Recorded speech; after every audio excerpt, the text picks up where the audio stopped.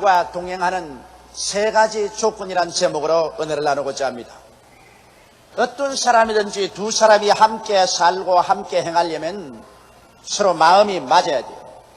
서로 마음이 맞지 않고 부딪혀 있으면 동거하거나 동행할 수가 없는 것입니다. 이처럼 우리가 하나님과 함께 동거하고 동행하려고 할지라도 하나님과 우리 뜻을 맞춰야 되는 것입니다. 우리가 하나님을 우리 뜻에 맞추려고 하는 것은 무모하기 짝이 없는 일입니다. 우리가 깨어져서 전지전능 무소부지하신 절대 주권적인 하나님의 의지에 우리의 뜻을 맞춰야 하는 것입니다. 부단하게 우리는 노력해서 우리의 뜻을 하나님께 맞출 때 하나님은 우리와 동거할 수 있고 우리와 함께 행하실 수가 있는 것입니다. 그런데 오늘 이 시간에 저는 여러분에게 가장 근원적인 하나님의 성품 세 가지를 말씀해 드리고자 하는 것입니다.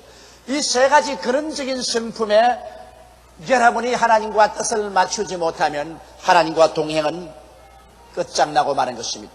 첫째로 우리가 하나님과 동행하기 위해서는 하나님은 죽은 자를 살리시는 하나님이시라는 것을 알아야만 하는 것입니다. 하나님께서는 산 자를 살리는 것이 아니라 하나님께 나오는 자는 반드시 죽어야만 하는 것입니다. 죽은 자를 살리시는 것입니다. 왜냐하면 아담과 하와의 후손인 인간은 모두 다 하나님의 뜻에서 전적으로 빗나간 존재인 것입니다. 우린 죄인인데 죄라는 것은 바로 하나님의 뜻에 빗나갔다는 말인 것입니다. 그러므로 오늘날 인류는 모두 다 하나님의 뜻에 전적으로 빗나간 존재이며 하나님 중심으로 살지 않고 인본주의적으로 살며 그 인격적인 성품이 완전히 타락하고 부패했기 때문에 인간은 결코 수양이나 도덕을 통해서 개조할 수가 없습니다. 이러므로 이 인간은 폐기 처분해야 됩니다. 우리 온 인간은 죽어야만 하는 것입니다. 그리고 하나님의 능력으로 다시 부활시켜야만 되는 것입니다. 이것이 어찌 가능할 수 있겠습니까? 그러나 하나님께서는 이 기적을 일으키신 것입니다. 하나님께서 그 아들 예수님을 보내주셔서 모든 인류를 대표해서 우리 옛사람을 주님께서 걸머지시고 십자가에 올라가셔 죽으심으로 말미암아 온 인류들을 십자가에서 주님께서 청산하신 것입니다. 그리고 무덤에 장사 지낸 바 되고 난 다음 사흘 만에 그리스도가 부활하실 때 예수 그리스도를 통해서 하나님은 우리 믿는 자들을 부활시킨 것입니다. 이러므로 우리 하나님께서는 여러분과 나를 먼저 그리스도 안에서 죽게 하시고 장사 지내고 난 다음에 예수 안에서 부활하여 영생을 얻게 하시는 것입니다. 이와 같은 과정을 겪지 않고는 우리는 결코 하나님과 만날 수가 없는 것입니다.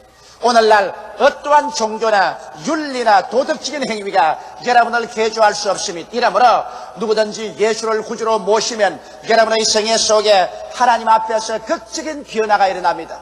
여러분 옛사람은 예수 그리스도와 함께 십자가에 못 박아서 죽고 장사 지내는 그러한 법적인 변화가 일어나는 것입니다. 그리고 여러분이 예수 안에서 부활해서 영생을 얻고 성령이 여러분 속에 와서 거하시고 여러분에게 하나님을 향해서 아바 아버지라 부르게 만들어 주신 것입니다. 이래서 우리는 죽었다가 부활한 사람들인 것입니다. 이 이후로 우리 신앙이 성장하는 과정에 있어서 우리 하나님께서는 그냥 신앙을 성장시켜 주지 않습니다. 우리의 신앙이 크게 자라기 위해서는 반드시 죽고 살아나는 과정이 계속되어야 되는 것입니다. 그러므로 예수 믿고 난 다음에 여러분에게는 적고 큰 시험이 끊임없이 다가와서 나의 인간적인 생각과 인간적인 고집이 깨어져서 죽고 그리고 또 은혜를 받아서 부활해서 그 깊은 신앙 가운데 들어가는 체험이 계속되는 것입니다. 예를 들어보면 성경에 우리 믿음의 조상 아브라함을 보십시다.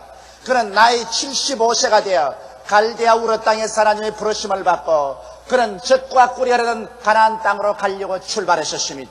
그런데 그때 하나님께서 명령하신 것은 내 본토 친척 아비 집을 떠나 내가 내게 지시할 땅으로 가라고 말한 것입니다. 그러나 아브라함은 완전히 자아가 깨어지거나 죽지 않았었습니다. 믿고 순종했지만 불순물이 꽉 들어찼습니다. 본토를 떠나지 아니하고 본토에서 얻은 모든 재산 다 모으고 그곳에 얻은 모든 짐승들 다 모으고 종들을 다 데리고 출발했었으며 친척을 떠나라고 했는데 그의 조카 롯을 데리고 출발했었습니다. 그러므로 아브라함의 믿음과 순종이라는 것은 불순물이 꽉 들어찬 이기주의적인 그런 믿음과 순종이 있었습니다. 그러므로 하나님께서는 가나안 땅에서 아브라함에게 죽음을 체험하게 한 것입니다. 하나님이 아브라함을 축복해 주시기 위해서는 먼저 죽은 자를 살리시려 하기 때문에 아브라함을 죽여야만 하셨습니다. 아브라함이 큰 기대를 가지고 가나안 땅에 도착해보니 가나안 땅에는 가뭄이 들어서 마실 물이 하나도 없습니다. 풀은 다 마르고 나무는 새빨갛게 탔습니다.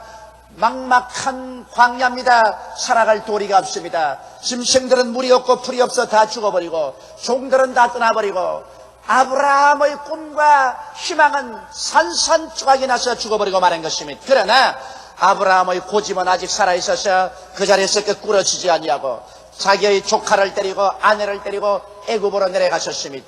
아직까지 아브라함은 자기가 죽지 않고 살아있습니다.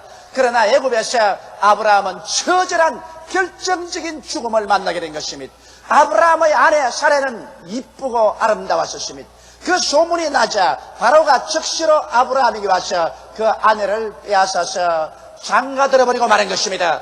이러므로 재산 다 빼앗기고 환경 다 낭패에 처하고 마지막 자기에게 남은 아내조차 빼앗기고 난 아브라함에게는 이 세상에 살아있을 아무런 이유와 목적이 없었습니다. 그는 벽에 부딪혀버리고 마는 것입니다. 그는 처절한 절망에 부딪혔습니다. 아브라함은 깨어지고 자기 자신은 죽어버리고 말았습니다. 이제는 자기 스스로 힘으로 아무것도 할 수가 없었습니다. 아브라함은 하나님 아버지여 살든지 죽든지 흥하든지 망하든지 승하든지 쇠하든지 이제는 아버지의 뜻대로 하시옵소서. 자기가 깨어지고 아브라함이 죽었을 때 하나님은 아브라함에게 부활의 은혜를 다시 부어주셨으며 그 아내를 도로 바로에서 빼앗아서 돌려주고 그리고 금과 은과 많은 짐승과 노비를 얻었으며 그가 그 다음 가나안 땅에 하나님이 도로 돌려보냈는데 그때는 가나안 땅에 비가 넉넉히 와서 물이 있고 산천 초목이 푸르고 젖과 꿀이 흐르는 땅을 돌려주신 것입니다. 아브라함이 죽을 때 하나님께서 부활을 주셔서 축복을 허락해 주신 것입니다. 이삭도 마찬가지입니다. 100세 아브라함이 낳은 아들 이삭이 소년 시절이 되자 하나님께서 이삭에게 그냥 축복을 주신 것이 아닙니다. 반드시 죽은 자를 살린 하나님께서는 이삭을 모리아 산에서 죽여 하나님께 제물 드리도록 아브라함에게 명령하셨습니다. 이삭은 나이 어린 소년 시절에 벌써 아버지에게 묶여서 모리아산 제란에 올라갈 때 그 자신은 죽었습니다. 아브라함이 번쩍번쩍 하는 칼을 들고 그를 내리치려고 할 때 소년 이삭은 그 마음속에 이미 죽음을 받아들인 것입니다. 그는 죽은 그와 방불합니다. 하나님께서는 아브라함아 네 아들 내 독자 이삭에게 손을 대지 말라고 했어요. 그 재난에서 살아남았지만은 그러나 죽었다가 부활한 것과 마찬가지인 것입니다. 그렇기 때문에 하나님께서는 이삭에게 복주고 복주며 번창케 하고 번창케 하는 부활을 주신 것입니다. 야곱도 마찬가지입니다. 야곱은 꾀가 많습니다. 사기승이 많습니다. 형을 속였고 아버지를 속이고 외아지 시집에 도망쳐서 그곳에 20여 년 살면서 외아지식을 속이고 속임도 받았었습니다. 그런 마지막 외아지 시집에서 자기의 처자와 짐승들을 데리고 야간 도주에서 나왔었으나 야복나루트에서 죽음이 기다리고 있었습니다. 형이 400인의 군대를 거느리고 20년 동안 절치부심 그 동생에게 원수를 갖겠다고 하는 그 원한을 갖기 위해서 질풍처럼 달려옵니다. 앞에는 형의 400인의 군대가 다가오지요.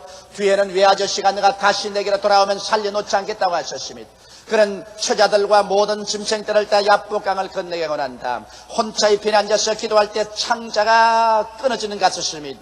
그런데 갑자기 천사가 나타나서 이 야곱에게 덤벼들어서 야곱을 정복하려고 합니다. 밤새도록 천사와 씨름했는데 아침에 천사가 손을 들어 그 환두뼈를 치며 환두뼈가 어그러져 절름발이가 되고 마른 것입니다. 이제는 달아날 돌이조차 없습니다. 거기에서 야곱은 죽었었습니다. 자기의 꾀도 죽고 지혜도 죽고 총명도 죽고 자기의 수단과 방법도 다 죽고 말았었습니다. 이제는 그가 끄꾸러져서 하나님 앞에 엎드려서 하나님이여 내게 복을 주시옵소서. 그렇지 않으면 하나님을 놓아보내지 않겠나이다. 인간의 힘으로 살 수 없다는 것을 알았었습니다. 여기에서 야곱은 죽고 하나님은 그 이름을 이스라엘로 해서 다시 부활시킨 것입니다. 그는 쩔룩바리가 되어 쩔뚝쩔뚝 절면서 야복나루트를 건너나갈 때 성경은 말하기를 밤이 그어지고 태양이 떠올랐다고 말한 것입니다. 야곱이 죽고 이스라엘로 태어나자 하나님께서 태양 같은 희망을 주신 것입니다. 제 아들을 데리고 쩔뚝거리면서 형이 오는 앞으로 나아갈 때 400인의 군대를 거느리고 질풍같이 다가오던 형은 하나님의 은총으로 말미암아 그 마음이 변화되어 말에서 뛰어내려 동생을 껴안고 통곡을 하고 울었었습니다.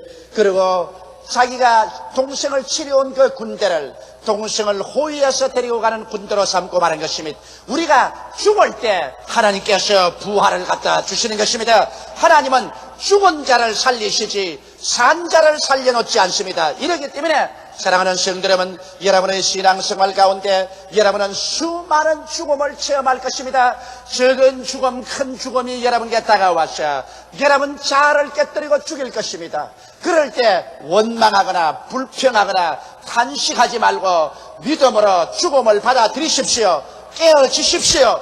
그리고 하나님 앞에서 영과 마음과 몸을 내놓을 때 하나님은 여러분과 나에게 위대한 부활을 주셔서 살리는 역사를 베풀어 주시는 것입니다. 둘째로 하나님의 성품은 없는 것을 있는 것 같이 부르시는 하나님인 것입니다.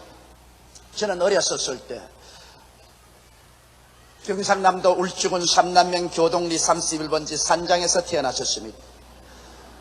동리에서 아주 떨어진 곳, 겨울에는 산을 가는 바람 소리만 들리고 여름이면 새소리, 풀벌레 소리만 요란한 곳에서 제가 자라났었습니다. 이러므로 저는 친구가 없었습니다. 어릴 때부터 내 혼자 살았었습니다. 이러므로 많은 시간을 저는 상상 속에 살았었습니다. 친구가 없기 때문에 나는 상상의 세계 속에 살 수가 밖에 없었습니다. 저는 저곳에 범이 있다고 생각했었습니다. 걸어가면서 범이 있으니 조용히 걸어가야 된다, 그렇게 말을 했었습니다.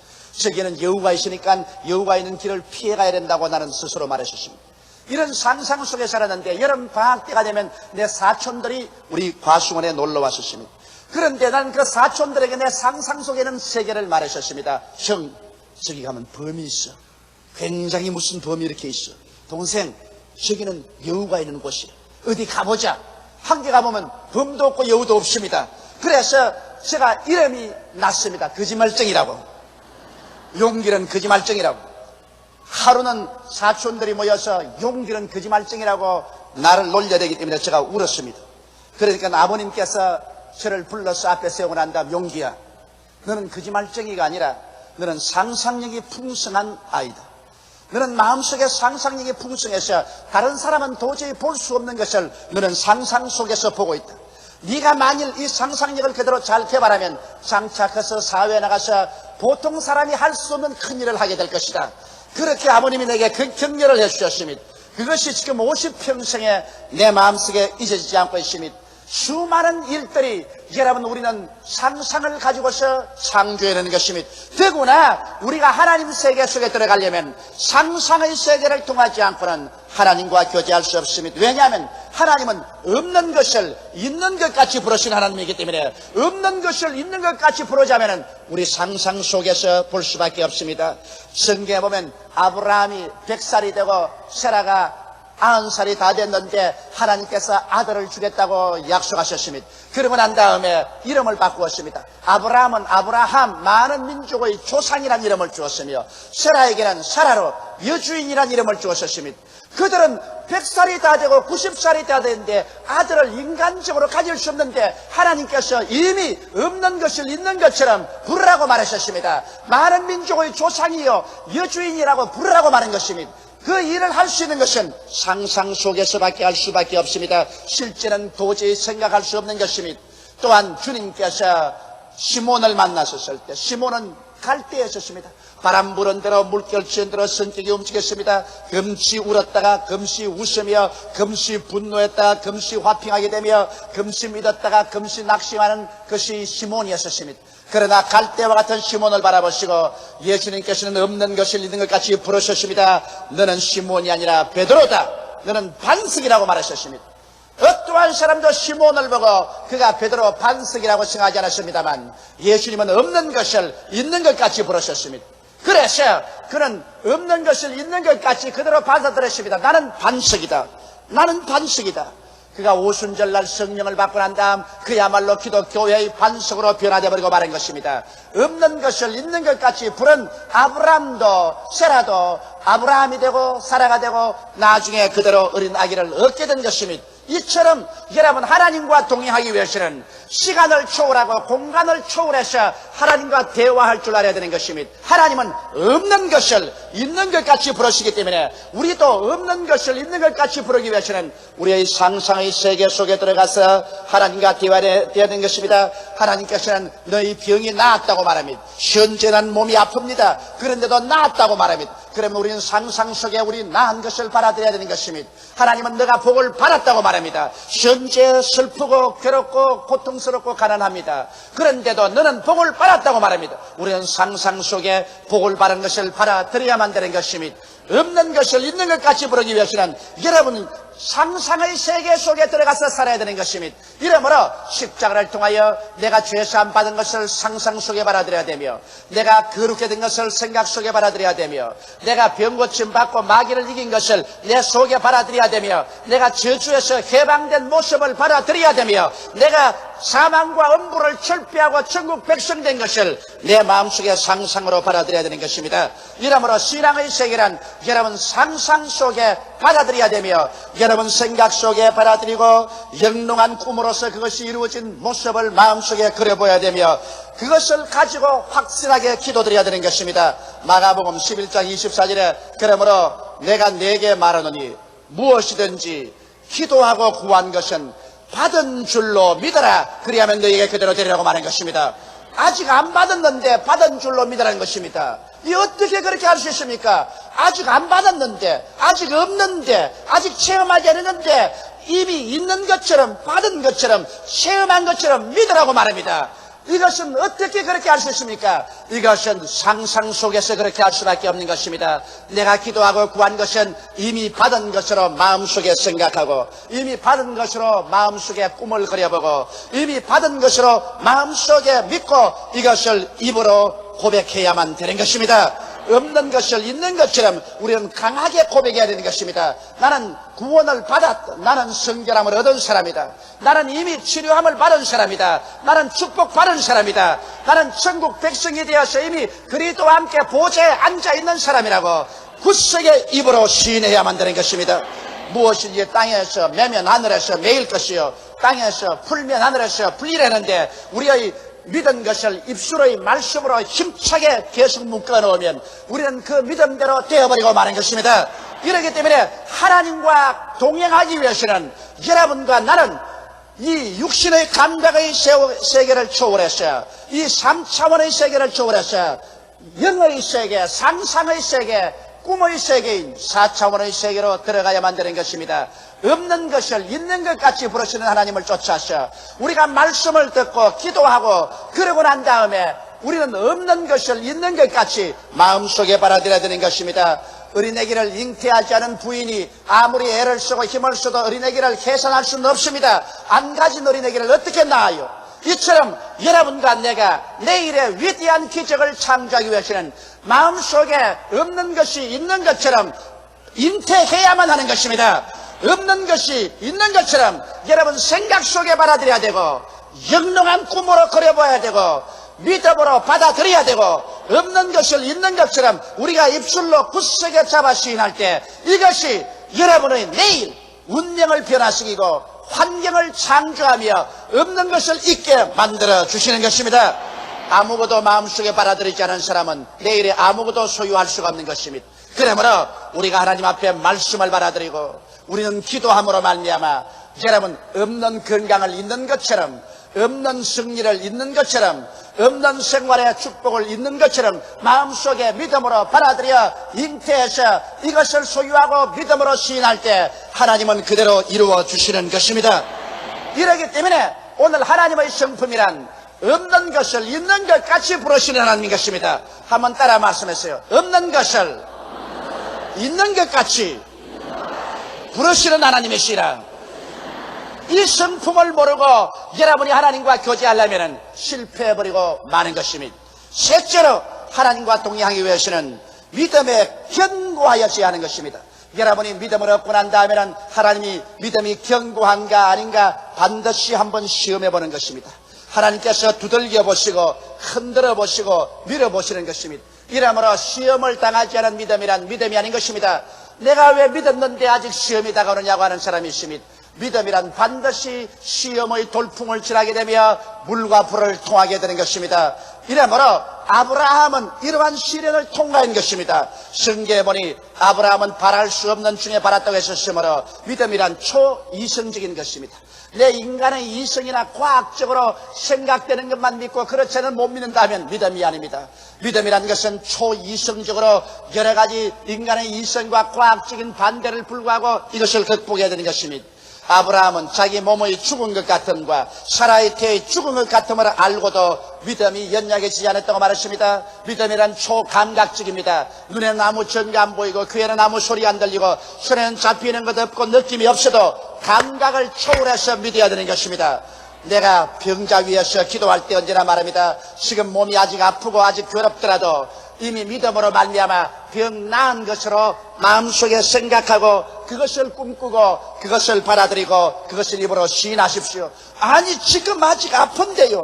그 아픈 것을 시인하면 당신은 낫지 못합니다. 그러나 지금 아프더라도 당신의 마음속에 없는 것을 있는 것처럼 생각하고 그것을 꿈꾸어보고 믿음으로 받아들이고 입술로 시인하면 속에서 밖으로 나오지 밖에서 속으로 들어가지 않습니다. 그럴 때 하나님이 믿은 대로 된다고 말합니다. 그렇게 내가 늘 격려합니다. 그런 믿음을 가지고 있으면 감각과 싸워야 됩니다. 감각은 그렇지 않다고 하는데 여러분은 그렇다고 말합니다. 이것은 초감각적으로 여러분께서 믿음의 시련을 통해야만 되는 것입니다. 그리고도 말씀에 굳게 서야 됩니다. 성경은 말하기를 믿음이 없어 하나님의 약속을 의심치 않았다고 말한 것입니다.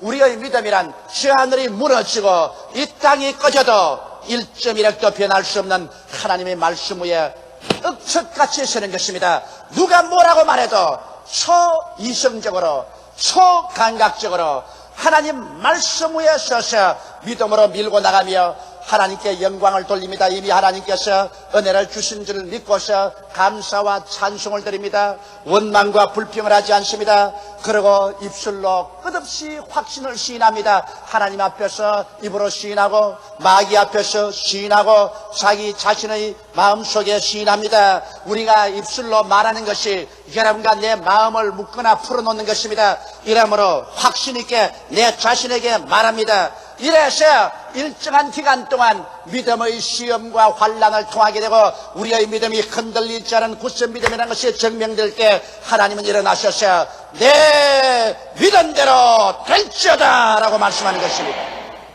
여러분, 하나님의 성품을 우리가 알고 하나님의 성품을 따라 믿을 때 우리의 생활 속에 하나님과 동행할 수 있고 동거할 수가 있는 것입니다. 성공적인 사회생활의 비결은 우리가 만나고 대화하는 상대를 정확히 이해하고 그에 따라 행동하는 것입니다. 성공적인 신앙생활도 그와 마찬가지인 것입니다. 하나님의 성품을 분명히 알고 그 지식에 따라 믿음의 생활을 해야 여러분과 나는 성공적인 생활을 할 수 있는 것입니다. 나는 최근에 어느 한 집에 신방을 갔는데 이러한 간증을 들었었습니다. 그 부형님께서는 딸만 둘을 낳으시고 난 다음에 꼭 아들을 하나 낳고서 그만두어야 되겠다. 그런데 교회 와서 설교를 듣는데 바라봄의 법칙이라는 말씀을 들었었습니다. 에라, 나도 바라봄의 법칙을 해볼 밖에 없다고. 그래서 그는 설악산에 가서 그곳에서 윤두로서 찢어서 그림을 그리는 사람에게 아들을 하나 그려달라고 그랬답니다.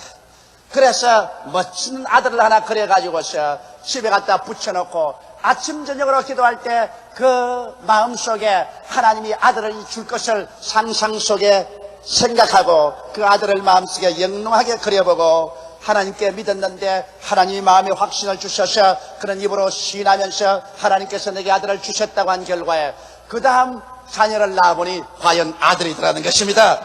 그는 그래서 목사님 나는 이와 같은 큰 체험을 했습니다. 그러고 난 다음 그 그림을 가지고 자랑을 했더니 사람들이 그림을 빼앗아가 버렸어. 그 그림이 어디 갔는지 흔적이 없다고 그랬었습니다.